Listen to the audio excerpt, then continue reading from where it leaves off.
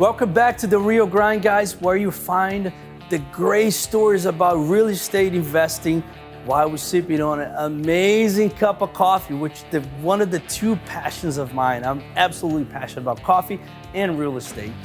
And Italo, on today's episode, what is the biggest, I want to ask you a question. What is the biggest problem that we have in multifamily? As far as not problems, but as a challenge. Challenge?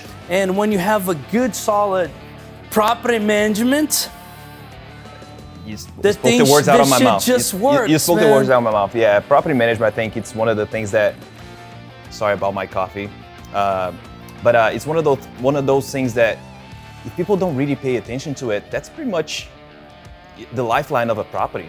For the tenants, as a tenant, that was me. Like, I will make decisions based on the property management company. And this guy made an amazing property management. He created an empire. But let's get the show started, and then we're gonna calm you right here on the stage with us. Waking up to success, now we're getting it started. This is the real grind. Everything you've been wanting, building an empire, no question. Talking about real estate, investing, making the millions, no stopping. While we sip on gourmet coffee, the real grind. This is the real grind. Let's go. And on today's episode, this guy, he created an empire. He started one apartment complex and turned it to 200 apartments under his management. Over 25,000 units under Wehner Multifamily. Later, he sold to a private equity firm. Now founder and CEO of Compass Multifamily. He's a legend.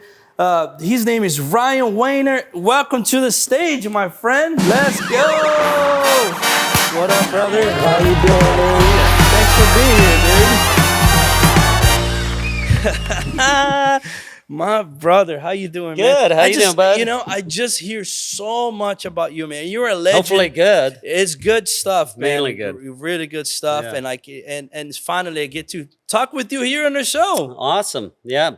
Thank you for inviting me. So when you reach out to me, I'm super pumped about it. I know. I was like, man, is that Ryan right there? I was like, when I saw you at the other day or the one of those networking events, I was like, Italo, that's Ryan right there. Dude. I That's know. the legend. Everybody keeps going, hey, you're back here. Yeah. Because I kind of took a 3-year hiatus. Took a little vacation, man. That's what you call it. Mm-hmm. But Ryan, with no further ado, first of all, thanks so much for coming to the show. And here we try to add value as much as we can to our listeners while we sip on it. You like coffee? Yep, sure. Absolutely. Let's go, man. Yeah. So talk a little bit about your beginnings, man. Where are you from? So I grew up in Southern California in Orange County. Went to UC Santa Barbara. Graduated in 2000 after a 5-year vacation / party. It's been it was basically a 20-year sprint from that point on. I bought some condos and duplexes and stuff. I had a good job. I lived in a trailer and saved all my money and bought real estate in Southern California. And then in 2006, my cleaning lady was explaining to me how she was buying a house with a $470,000 stated income loan. This was in 2006 in Southern California. And I was like, congratulations, Rosa. But I went outside. When I left the apartment, I called a friend of mine that was a broker, and I decided to sell everything. Yeah. And I looked across the United States where I wanted to reinvest, and I liked, at that point, DFW had very depressed real estate prices. I liked that it was Fortune 500 friendly, had a large airport, various other things. And so I just quit my job, drove out here, and started pounding the pavement looking for deals to do 1031 into. 1031 exchanges from California, like the money, with the money, the people that come with the money. That was a little bit before the big wave. But how was your first, what was your first real estate investment? I bought a 60 unit or 59 unit and 82. Right out the bat, you were just went straight to multifamily. Yes. I mean, that's what I came out here to do. I'd done a lot of research on it. No, but in California. There I had duplexes, condos and stuff. I mean, I was just graduated college. Which is almost a duplex, a fourplex in California. Buy a 60 units in Texas. I bought something for $310 in 2002 and sold it in late 2005, early 2006 for $610. Didn't do anything to it, So it has a different fundamentals. And what was the drive to get into a real estate investing? Perhaps. I grew up from grandfather to father to, I come from a long line of people wanting to own land, and some of them have a farm background further back. But I come from German lineage, and land ownership is kind of a big thing. So All in I was California? thinking, my dad was explaining leverage to me, and he had a 10-unit complex. One time we were mowing the lawn or something. He explained leverage to me at about 6 years old. So he said, you put this much down, the rents are this, pretty simple. To get paid. So I've kind of and known yeah. it for pretty much my whole sentient life. Did you know? had a regular job or like off the Yeah, call, so or I was in kind of finance out of college, and it did very well, and then went into land development. And I'm just not a good employee. I'm not somebody I would hire.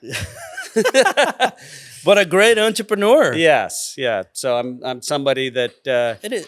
on the scale, I'm probably more fearless than others, and I just look for weaknesses in markets, and I try to address those. And So, but you said your dad was explaining that for you at a very early ages. Yeah. Like, are you passing that along to your?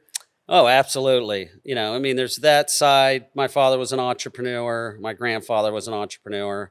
So, it's almost the self-belief in yourself, the self-esteem and belief in yourself to do things on your own. That's almost a more critical lesson I want to teach my kids than real estate. I mean, real estate's pretty simple. Yeah. It's Buy here, sell there. buy here, sell here, buy and hold, or buy and refinance. And it's all different strategies, but ultimately the same principle. yes, freedom to me is a very important concept in my life. So that's why I gravitated towards vehicles that provide more freedom. Right. I'm not interested in buying a plane or something. I don't really care. Right. I wear a lot of the same clothes I did 20 years ago. I'll go to Target and get a T-shirt. I dressed up for you guys today, but Oh man, I appreciate. I don't you, really. man. That's That stuff doesn't really get my motor running. But I want to wake up most days and do what I want to do that day. and that sense of freedom, man, is just like it's outstanding. The feeling, it's just how your mindset works, or your focus all shifts to the point when you're free. From your point of view, this would be difficult to come into work Saturday morning if you weren't doing it for yourself and doing something you love to do, right? I'm so excited. The This last probably night doesn't it was feel like work, yeah, right? exactly. Last night it was like, man, this is because every person that comes here in the show right now, he's just being awesome, dude. We learn so much, and our listeners learn so much, and we have great feedback. So it's all about adding value to other people, especially your story, right? Yeah. You started in real estate and have this mindset, and people listen. I was inspired by listening to other podcasts before, and I'm sure you have too. Sure. Yeah. And you said something earlier about you're an entrepreneur and you never hire yourself as an employee. But think about it this way. I've seen this trend now that a lot of companies are actually hiring entrepreneur people, but with a different format that is more like, hey, let's do a split of partnership versus, hey, you're just going to be my employee. Sure. And I think there is also the advantages of entrepreneur mindset. Yeah, that a lot of people don't. There's certainly a sliding scale. So there's almost a sort of partnership if you go to these brokerage houses, and they only get paid if they close a deal, and yes, they get a free cubicle and some legal advice and stuff. So there's a sliding scale. Most sales jobs are pretty much you're an entrepreneur, and then even in the management space, if you achieve this, you'll get this much more money. Maybe not quite a partnership or a piece of the deal, but you'll get this type of upside, and it's based on what you do. That's definitely. I don't think that's a new concept. I mean, there might be new iterations of it now. There have been new iterations, and I think there's been more of a results, probably because right now of the social media, of course, everything now is more exposed, and but you're being that's why I make that comment, because I notice now that entrepreneur mindset, which for a business standpoint, if you're a boss, is like, yeah, that person's gonna take advantage of me, take my clients or whatever, versus just be like, hey, what about we just join forces, and that person can think it as entrepreneur, but with you on the picture. Absolutely. Yeah. There's a million different iterations of that. It's full entrepreneur. If you're bringing somebody in, and that, because my partners Fernando and Alan, very Right. entrepreneurial. They'd be doing their own 100%. business. We're doing this business together this time around. It's all three of us. Yeah. So it's based on that exact concept. But, you know, on the devil's advocate part of it, you can't really give a piece of the business to everybody. Oh, absolutely And not. That Part is of just- owning a large business or even a medium-sized one is you have a certain vision, and it's less of they'll steal my clients or this or that. It's more of, I mean, we had lots of people with my previous company that have their own construction. I'm happy for them to launch their own construction brands. But if they're under my wing, before it was with my name, You gotta be in control. it's too. got to be we all have to have the same vision, and there has to be a certain level of control and authority at the top. Otherwise, things go in a lot of sporadic directions, and then it's not valuable to the overall organism. But yeah, Absolutely. I absolutely agree with you that, you know, some of that, let's say that entrepreneurial part is very important with a lot of positions within your organization. But it's on a sliding scale, depending on what the position is. 100%. But Ryan, I want to continue this conversation about how you started that management company and went out to all the way to 25,000 apartments, dude. But before that, guess what time it is? Coffee time. It's coffee time.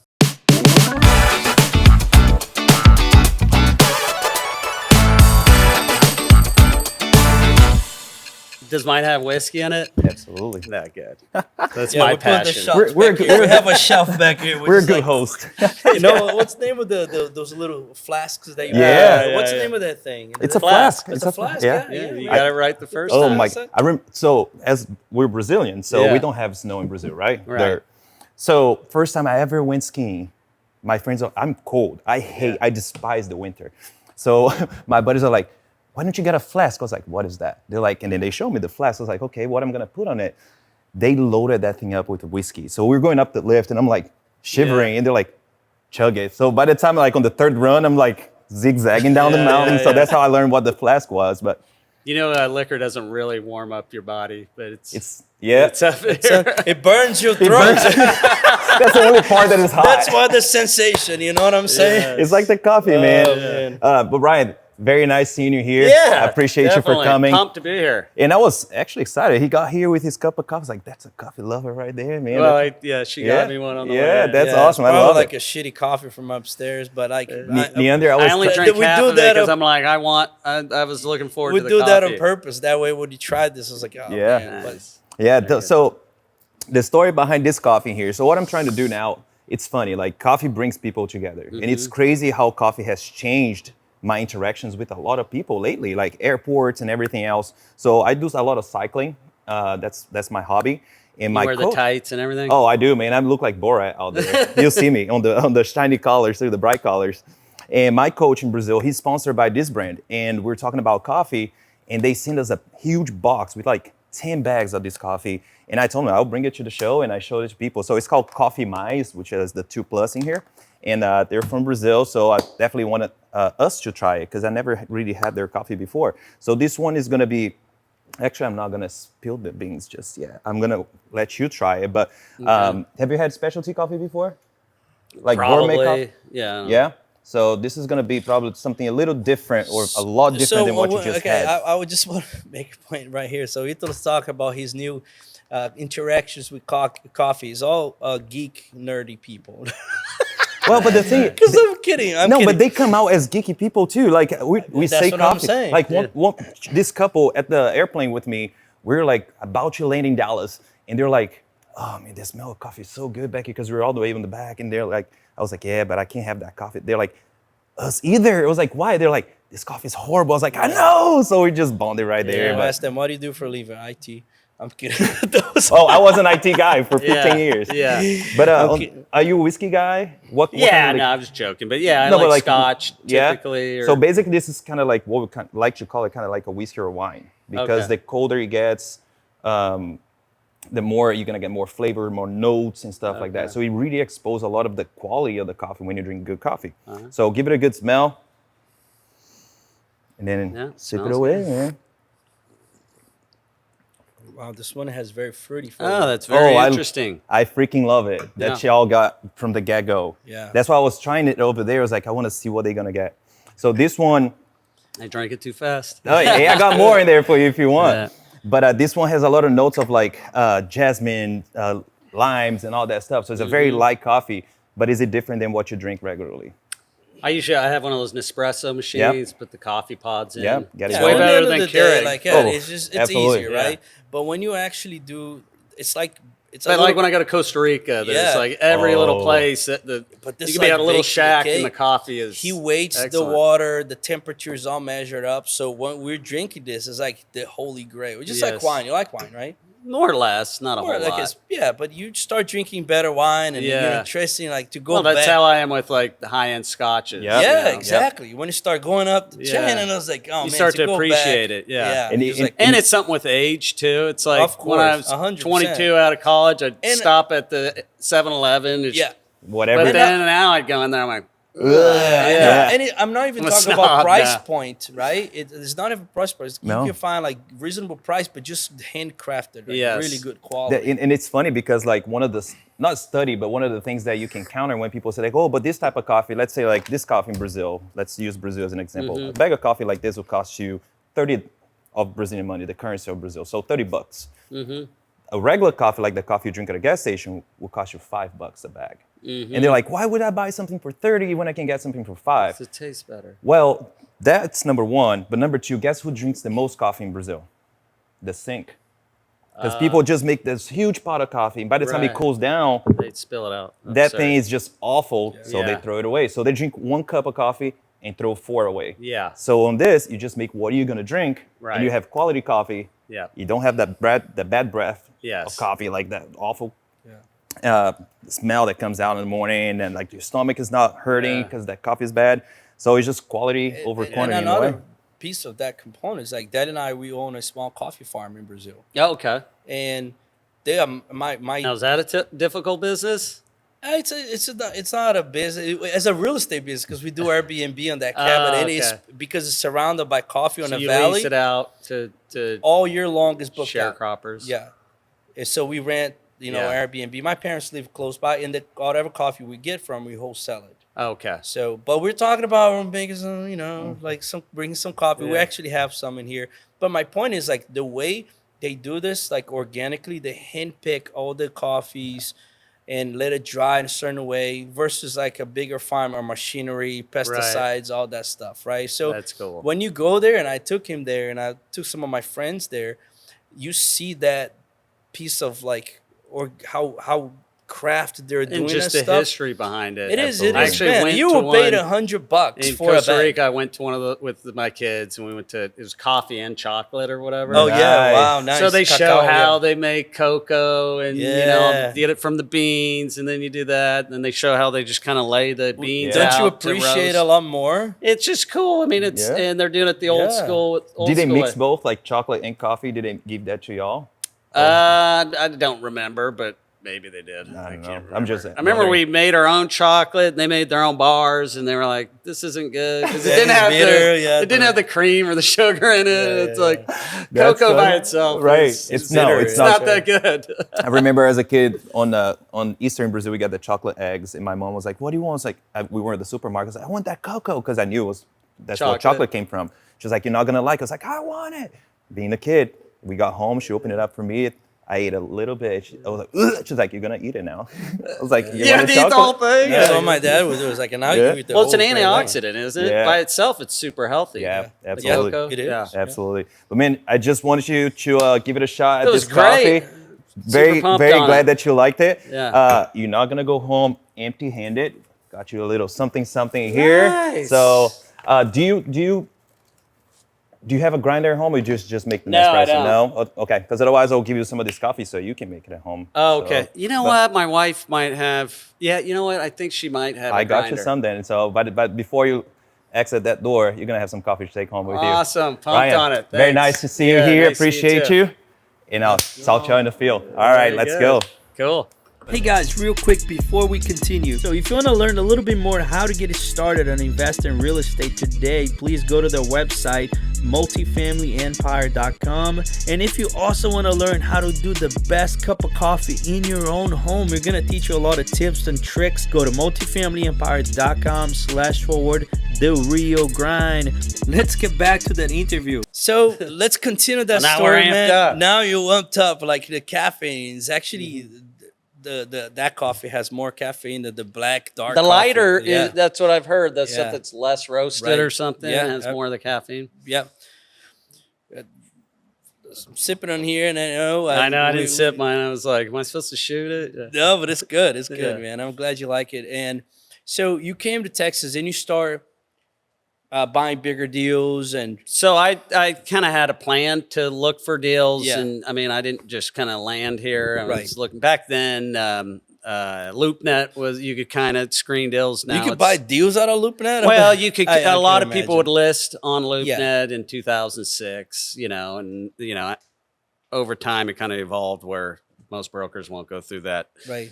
part. So I came out here. I kind of drove through all the different areas for weeks, looking for deals, calling owners. Had the idea that, I would 1031 my money. My older brother wanted to be involved, and he had a lot more money at the time. He's 6 years older and was already very successful in his business. And the idea was get a few buildings, do the rehab, have somebody else manage them. Then I'm going to go to Costa Rica, and I was thinking a propane distribution business or something. And, best laid plans. Life doesn't work out exactly the way you like. It usually works out better. So I met my wife. I ended up, within 90 days, I ended up firing my management company. And how many units you had at that time? I just had the 59 unit and the 82 unit. Okay. And so I just kind of oversaw those. Then I started, I went and got my license and was representing buyers out of Southern California and South Florida. I'd actually put ads in, I don't think it was Units Magazine. It was some other newspaper back when print was a little bit What was more. the thing, right? And I just put up, a little ad, and then I'd get calls, and then I'd screen for deals and basically be a buying broker for them for a few years. Well, then 2008, and every time they'd come out, and I did very well, but they would be like, we'd feel a lot more comfortable because I'd drive them my deals, how we do things, and they would say we'd feel a lot more comfortable if you actually managed it. And so I got kind of pulled into the business kicking and screaming. I didn't have a big plan to be in figured property out, it just management. I had the happened same thought as organically. everybody else. Like that's the hassle part of the business. Yeah. Which Anyhow, that started just for necessity. I started managing a few assets that way. And then I think I was up to maybe 800 or 900 units. And then 2008-9 happened. Huge liquidity crunch. Yep. You're a new broker, a year and a half into the business. You're not going to be getting the deals. So I pivoted at that point and started putting a lot of energy into, well, this is working out well, and I do it for my own. And I grew up in a family that my father was a large contractor, so it's kind of a lot of the same personalities. And so I just started going to the, putting my name out there, meeting with people, not exactly marketing or anything on the management. And then had a few contacts through some lenders that had bought through the FDIC loss share agreement, that they bought banks, and then they had an FDIC loss share agreement. So we did a lot of, city national banks, foreclosed REOs, and we would take anything, even in the heart of the real dangerous neighborhoods. I just needed to kind of get my name out there. Yeah.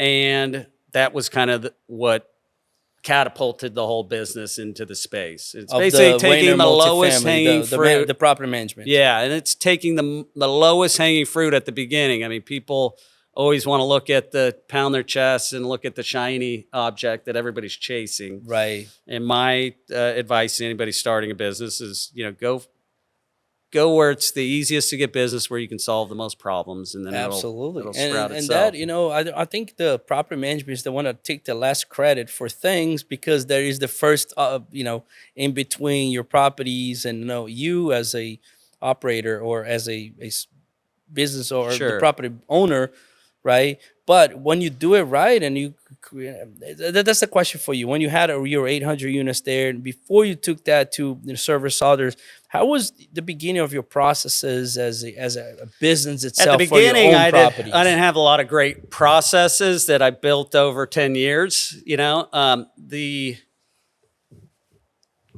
dirty little secret in property management is you're a glorified labor broker. I mean, everybody, we have 100%. this and we have that, and we have this process and we have that process, and we have this buying power, and that helps somewhat. But if you don't have the right manager on site at the property, 100%. you don't have the right personality. So at the beginning, we were from 2000, call it 9 or 10 to 2019, we doubled every couple of years. And it was all word of mouth, and it was a lot of our clients growing and then telling other people. That's your best salesperson, is somebody that's currently 100%. using you. Yeah. And so I always put a lot of focus on the hiring. I mean, in our management, the managers, the regional managers, probably 40, 50% of their energy was sourcing new talent. We would financially incentivize the people that were good at finding good talent. It's kind of goes against a lot of employees' conventional knowledge. And I remember this is with Fernando, whom you know. Yeah. And somebody told me, well, you gave him that task and he just handed it to me, and they thought they were tattling on him. This was like in 2012. And I'm like, I just mental check mark. I'm like, Yep. he knows how to Yeah, get people to do things. And that's a very valuable, Absolutely, very valuable 100%. thing. So at the beginning, no, I didn't have the asset inspector. I didn't have the leak detection stuff. We didn't have a very sophisticated accounting system. Accounting isn't that complicated, but what we did was I did pick the right people for the right spots. Had unannounced visits, which at the very beginning was me constantly. And you get forgiven for a lot of other mistakes. Right. If the revenue's going up and the expenses are going down. 100%. People forgive you. And then as you start growing, you start building out the infrastructure. And that's when I started, I have a short attention span. So I kind of got that. And I found Fernando. In fact, Fernando was hired at $14 an hour as a property Really? manager. It was funny. We talked for 30 minutes at one of my apartment buildings. And that night I went to my wife and I'm like, hey, I just found the guy who's going to build the whole business. And she was like, shit. well, what experience is he? He doesn't have any experience, but I could tell he's going to be good. And so once you get that kind of teamwork and dynamic in there, then somebody like me who's very entrepreneurial, I get bored. So I start focusing on how can I automate this spot? How can, what else can I do to make this more efficient, to provide more client, more benefit and value to the client, which in our economy means I get more money, right? And more business. And so that's how that kind of was the impetus of how do we look through a building in 2 weeks and it's 150 units. And, we've just heard of all these horror stories of, we went in there with notepads and then they find out there's black mold in 10 of the spots, and then they have this huge expense or this, they have these huge expenses. And I was like, and the way I looked at it is like, we're in a business and we did mainly C-class properties. Yeah. And it's death by 1,000 cuts, people, and I know a lot of deal makers kind of miss that. Yeah. They rely on their property management company or their operator of sorts to do that. And they miss that. They're like, oh no, I'm going to buy it this way. But really the business at the end of the day, over the long term for you to be successful day in and day out, it's a game of who can make the nickels stack up the quickest. Yep. The wheeler and dealers do really well on the way up, and they usually lose most of it when it corrects. But the people that are just focusing on the fundamentals, like you guys said, he said when he was renting an apartment, it was all about the management.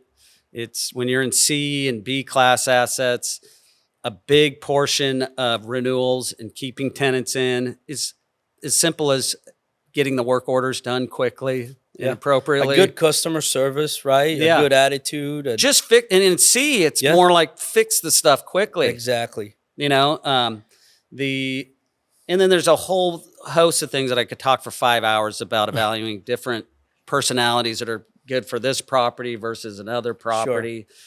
And that's kind of our secret sauce. Now, as we scaled up, we got more systems in place.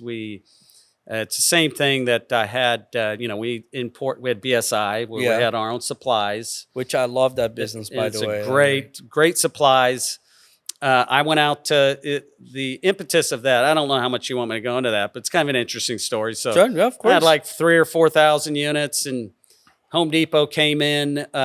They sent 2 people in to talk to me about the marketing credit type of stuff and have a preferred account and all that stuff, which is fine. Give you a star. Yeah, whatever. That's fine. So they come in, and it was back when I probably wearing a Coors Light T-shirt, and they're all in suits and stuff. And they come in, and I'm like, I got like maybe I had 5,000 units, and so they were talking about the different plans, and I'm like, I'll have somebody look into all the details later. Yeah. But I just start talking with them, and I'm like, oh, where do you guys office out of? Oh, we're both out of Atlanta. Oh, where are you guys staying at the Westin? So when they left, the big takeaway for me was, sure, we have to be with Home Depot. We have to be with, who cares? I'll have Fernando go through those details. But I went to Fernando, and I go, man, there's got to be a lot of margin in these products. They sent 2 guys that I know at least make 150 a piece. They put them up in Weston. They flew them out here. We got like 4,500 units. There's got to be a lot of margin. Hey, go look around China. I want to find the biggest trade show for building supplies. Canton Fair. That was it. And it was like I set up the thing, went out there. I didn't know anybody. You just went out there. I just went out there and balls started hands, let's go. That's awesome. Let's go. In fact, my employee that still works for me for my other import business for manufactured homes, she, as I was going into the Canton Fair, back then they had little placards of, interpreter. That was the interpreter, just graduated college. And I was like, whatever. And then, but I remember when it's kind of complicated to get around those cities. Everything's in Chinese. Not everybody speaks English. And so we were going somewhere where they sell all this stuff on the street. They have the street vendors. And I was like, I want to bring a bunch of stuff back for our employees. And so I hear them speaking Chinese. I don't want to make fun. It sounded like, and I'm like, she's just screaming and yelling. And I'm like, and then she's like, well, it's this much. And we got 20 of them. And I'm like, what were they offering this much? And I'm like, that's like $3 difference. I don't want to spend 20 minutes here listening to you scream at somebody for $3. But I kind of clued in, like, that's the type of personality that I want, even though it's over the top for $3. And so over 2 or 3 years, kind of cultivated. She worked for another import-export company. We have a person just like that in her studio. She's somewhere and then it built here. That whole, and then that helped. I didn't go through agents out there. I mean, we sourced factories ourselves. And we had products that we designed. That's a big deal, man, because going through that industry, you don't know anything, and buying those things, and my understanding, you have to kind of pay half up front and then hopefully all that stuff. But my point is, like, that is really... Well, here's how I looked at it. I knew I had a certain amount of volume that we would need to have, and I could make products that were more durable, better, and actually charge the same or a little bit less than my clients get it anywhere else. Right. Usually a little bit less, and I would make the products as bulletproof. I mean, built to a much higher durable quality. And the calculus I had in my head is, they always want those repeat orders. People think, well, I got 1,000 units, I'm going to go buy a bunch of stuff. I'm like, you're going to get ripped off. Oh, yeah. The product's going to come, it's going to leak. They're all about that whole government system and dynamic there is about full employment. Yeah. The government loses power if they don't have full employment. So it's like they always want those regular streams of business. So that's why when you have a big volume already baked in and the products, you have a huge advantage working in China. Sure. It's, good luck going and trying to sue a company, but we've had times where we'd send the whole container back because they know they're selling 25 containers this year and 25 containers next year. And so it's that regular stream of business that ensures the quality. And then, you go through their references, and there's a lot of science in that too. And they have actually places where you get products, you go have them tested there scientifically. And so there's a have lot of residue, stuff that you yeah. have to kind of, I mean, it's not just, I make it sound simple. Right. But I think you can go through an agent and you get better quality, but you got to tack 15% to every product that you're buying. They're typically only working with 4 or 5 factories, so you don't have as much flexibility. Right. Correct. So, yeah, it was an exciting business. It's not as exciting if you don't already have the sales in place. Sure. You know, And we, by having all this to unit me, managing- I don't want to market and sell products. Yeah. You know? Right, which is I keep thinking because because of my multifamily portfolio, we started all the business. We started a landscape company, and it's being super successful, man. It was like I only started doing multifamily, and like make a few phone calls. Hey Ryan, kind of, of course. Because then you get a bunch of volume. Get a bunch of volume, and then now you can focus on the employees and the quality of the service. Not constantly trying to get new business. Absolutely, but like instead of me having to compete for housing, for mowing lawns, like $40-$50 a pot and like all that logistics, I wouldn't do it if it wasn't for that. Yeah, but to your point, when you already have like a management company, you have that low hanging fruit, I would say, or people that trust you already do business with you, is so much better to implement. But the key to it is anything you implement for your company has to serve the client's interests. 100%. And I know that sounds kind of cliche, but I mean, in practicality, it'd be like, I'm building a bathroom faucet, and it has the PVC's fine and everything and I'm like, how much is it to have the brass stem? Oh, it's going to be a dollar more. I mean, that's a 7%. Do it, because I know with a straight face can tell the client, we have a stronger, better product than you're going to get anywhere else. And we sell for $2 less, and this same product instead of $59 would be $89 if we went to whatever. It has to have that portion to it. I mean, if you solve problems consistently, you really and you stand behind your product. Yeah, because you have to anyways, right? And it's for your own to your own benefit to stand behind your product. But I tell people, and my father told me this. He's like, Ryan, if you make a lot of people money, you'd have to try really, really hard not to make a lot of money yourself. So it's focus on the other people, and the honey comes to you. That's what I try when people want me to mentor them. That's what I tell them. It's like, number one, just go forward without a perfect plan. Don't worry about it. You're gonna have to pivot along the way anyways, and focus on the client first, and the honey will come. That's amazing, dude. That's awesome, dude. Like I'm like I said, everybody comes here, like we just have those deep conversations and mindset and like see the opportunity, and that's great. So talk to me about when you have on top of Wehner Multifamily, and was that an offer or something? I'm gonna sell this business. What was the No, about mid 2018. It wasn't that I was putting in tons of hours and blah, blah, blah. Candidly, I'm not the hardest working guy in showbiz. Sure. Especially it was just a lot of pressure. First of all, I had a lot of my net worth or whatever tied up in one asset. Yes. And I'm a pragmatist on some of that stuff. Number two is it was a lot of pressure for me, every time we doubled our business, you kind of had to crack the mold, rebuild it, crack the mold, rebuild it. The scaling is a whole nother thing. It's kind of why in management companies you have the flavor of the week, then they get twice as big and they're horrible, right? And so I was spending all the energy on cracking the mold and rebuilding. And we were at a critical point in 2018, and I'm like, I got to do this now, and then I have to hire. It's not just about building out another layer here. We're gonna have to get C-level, and I just felt like I needed to have an adult in the room that had done that, and I wanted to take some chips off the table. I ended up taking all of the chips off the table, but I wanted to have somebody help me build that part out.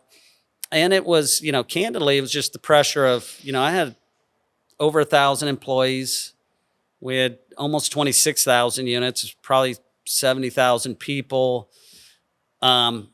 Myself, Ryan Wehner, I didn't want that all on my shoulders. Yeah.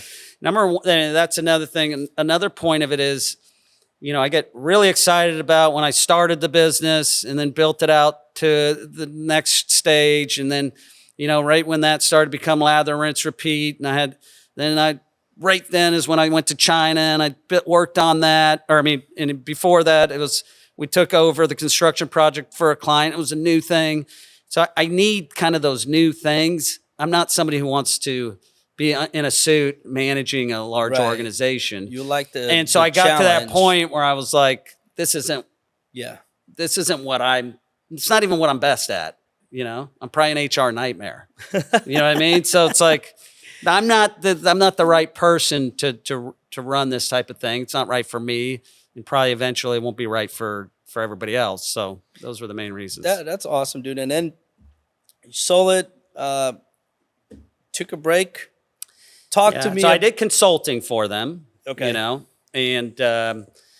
I consulted but you can say a lot of things, people hear, but they don't listen. I don't have always the most eloquent way to get my point across, just like, hey, you got to do this, you have some common sense. And, certain people want PowerPoint presentations and a whole dissertation. And, I'm not that guy to kind of do it diplomatically. I was always kind of the tyrant, can make whatever decision I wanted immediately. Especially like a private equity firm, right? They have like a lot of, they're numbers driven and all that stuff. And then like they need those PowerPoint presentations, right? In order to talk their language, I feel like it. So that's. Yeah. And so my simple statement of, hey, we just focus on the client. And if we do that, guess what? Surprise, surprise, you get more clients. Well, that doesn't really pound the head of certain people that are more spreadsheet oriented. But I'm right. I know I'm right because it worked for a decade. It's worked in other businesses and it's worked in my apartments. And, these concepts are, I explained, hey, look, it's all about the people. 100%. I'm with you 100%. And I don't want to get into a big thing of, because they're nice people. Yeah. They made some wrong decisions on probably some of the people that we hired. And, I start feeling certain things, probably a year on. But it was difficult at that period because if you think about it, 2020, late 2020, we're in lockdown. I'm like, well, would anybody navigate this perfectly? Difficult. And then kind of when the smoke cleared, it started to become more prevalent that no, I think strategically this is wrong. I brought it up a lot. My hands are tied. Yeah. But tell me now, so Compass. It's Fernando and Alan. Alan was which we used when we first bought our first property, and was had a lot of talk with Alan. First was Fernando, and then Alan too. Like great guys, and man. very. You were not there anymore, but like it's just like you just left that legacy with those guys, man. From the very same competent spirit. Were you in Wehner when I owned it, or was it after we sold it? No, after you sold it. Oh, okay. Well, I'm sorry that it. Yeah, that's fine. That's fine, bro. But I know from Dante perhaps and other people that a lot of people. When we did it for. You guys, that's when at the beginning of the show, I said you're a legend for a reason. I heard a lot lot about, and the success. One thing I'd go, never naming company after your last name, because it's like, I get some of the stuff where they're like, well, you got, let's say now it's Compass Multifamily. Ryan. So this time around, we're all equal partners, me, Fernando, and Alan. Okay. So we work together. Alan is very good at, the on-site operations, building out the regional teams, even to the maintenance as well. He's in constant contact with a lot of the real all-stars in that kind of that space for C and B class, which we that's what we specifically do. We'll do D. We're not real interested in doing a bunch of A properties. That's kind of a different thing. And then, you've worked with Fernando. Sure. He's very details. He wouldn't do very well on this couch talking on a, he's pretty introverted, but He knows a lot about the His business. only problem is it's liking Messi too much on What's Argentina. Liking Messi, the soccer player. He's Argentina, right? Really? I make fun of him all the time. Yeah. They won the World Cup, so kudos to Yeah, him. Right? yeah, kudos, But, right? So we're working together. It's the team that built the special sauce last time. Yeah.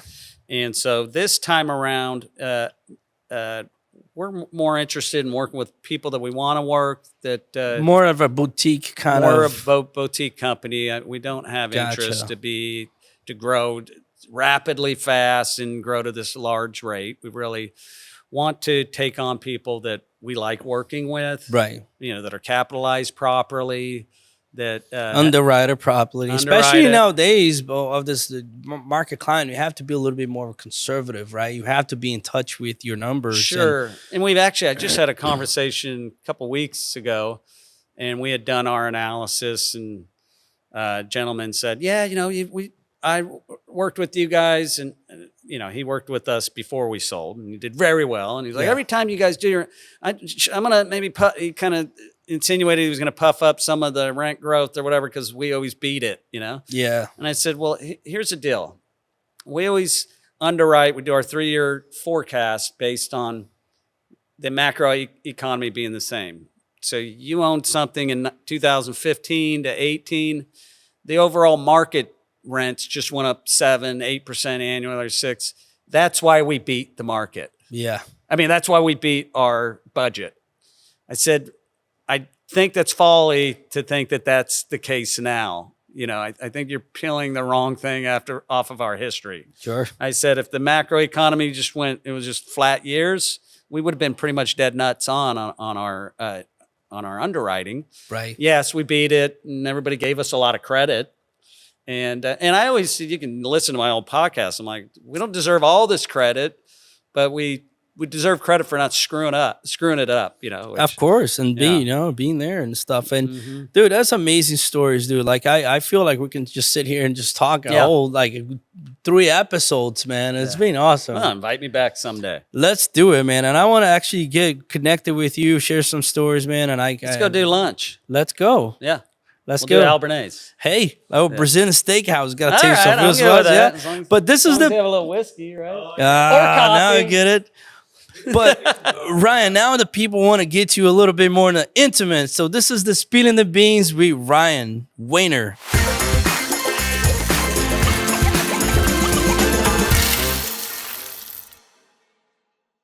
Old fashioned or Moscow Mule? Neither. You gotta pick one.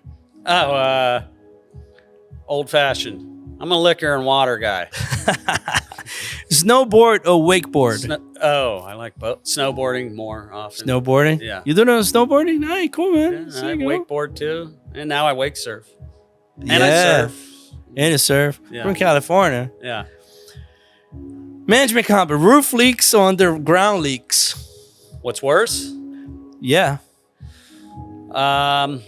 Depends on the how big either one is. Leak awareness, man. Yeah. The under slab is it's gonna create damage to your foundation and a huge water bill. All right. But they're both pretty bad. That's They a were hard pretty one. bad. They were pretty bad. Low occupancy or delinquency? What's worse? If you had to pick, yeah. Oh, low occupancy. I mean, would I rather have a high vacancy or a high delinquency? I'd rather have a high vacancy. Absolutely. Pick one, Fernando or Alan. Neither. They're both too hairy. Baseball or golf? To watch baseball, to play golf. All right. Wehner property management or Compass property management? No, Compass for sure. Let's go. Yeah. Dude, I appreciate you, man. And Yes. you're very positive and great entrepreneur side of things. Like you saw the opportunity and it just did it. But if you could talk to yourself back when you started it, look at that camera, what would you have to say? No more. Buy Bitcoin. No, I don't. Buy and Which I hold. didn't- Yeah, buy and hold. I would don't have too many plans. Don't try to, let me see. That's kind of an interesting one. Let me put it this way. A lot of times I was anxious here and there, and the worst scenario almost never came out. You know, so don't worry about it. Just focus on solving people's problems, and everything else is just background noise. Amazing. Yep. Brother Ryan, thank you so much for coming in again. I want to be more friends with you, man. Yeah, Let's heck go, yeah. brother. We're going to do it. And as always, thank you so much for watching The Real Grind. And as Ryan said, don't worry, grab a cup of coffee, man, relax. Everything's gonna be all right. And remember to watch us on YouTube, Facebook, share it away. Make sure you share it away. Make sure you're watching our reels, because we share coffee tips, we share multifamily tips, real estate tips, a lot of tips out there. There's so much that we share with y'all, and I hope y'all are enjoying it. And as always, thank you so much. This is The Real Grind, let's go. Waking up to success. Now we getting it started. This is the real grind. Everything you've been wanting, building an empire, no question. Talking about real estate, investing, making the millions, no stopping. While we sip on gourmet coffee. The real grind. This is the real grind. Let's go.